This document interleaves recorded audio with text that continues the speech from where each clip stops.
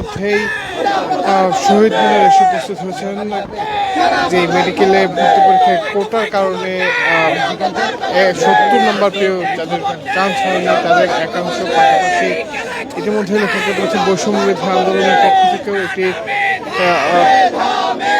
বৈষম্য বিরোধী আন্দোলনের সমন্বয়ক মাহিন সরকারের নেতৃত্বে একটি কর্মসূচি দেওয়া হয়েছে। এই কর্মসূচির মধ্যে সরকার এখানে শুরু হয়েছে। যদি একটু সে বলে যে আবারও দীর্ঘদিন পর তাদের যে কোটা বাতিলের স্লোগান, সেই কোটা বাতিলের স্লোগানটি কিন্তু শুরু হয়েছে।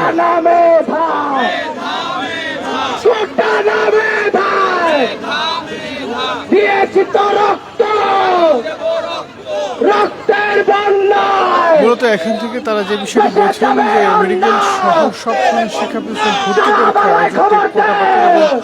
মেডিকেল ভর্তি পরীক্ষার রেজাল্ট পুনঃপ্রকাশের দাবিতে বিক্ষোভ ইতিমধ্যে যেটি দেখছি যে মেডিকেল কলেজের শিক্ষার্থীরাও কিন্তু এখানে এসে জড়ো হয়েছিল এবং তারা যে বিষয়টি বলেছেন তারা অল্প কিছুক্ষণ সময়ের মধ্যেই শিক্ষা এবং যে স্বাস্থ্য প্রশাসন রয়েছে তাদের কাছে গিয়ে একটি স্মারকলিপি দেবেন এবং সেই স্মারকলিপি অনুযায়ী তাদের দাবি যদি না মেনে অর্থাৎ তারা যে দুটি দাবি রেখেছেন যে ফলাফল পুনঃপ্রকাশ এবং কোটা যেটি রয়েছে সেই কোটা বাতিল, সেটিকে ঘিরেই কিন্তু তারা এতক্ষণ তারা আলোচনা করেছেন এবং সেই আলোচনা থেকেই তারা সিদ্ধান্ত নিয়েছে তারা একটি স্মারকলিপি জমা দেবেন, যে স্মারকলিপির অপরিসীম সমাধান নিয়ে যাবেন এবং তারা বলেছেন যে 24 ঘন্টার একটি আলটিমেটাম দিয়েছেন, যে আলটিমেটামের মাধ্যমে তারা বলেছেন যে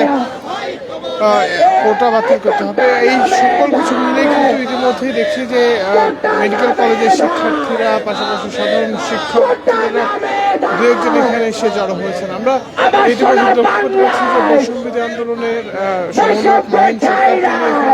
পাশাপাশি বৈষম্য বিরোধী আন্দোলনের বেশ কয়েকজন এখানে লক্ষ্য করা যাচ্ছে।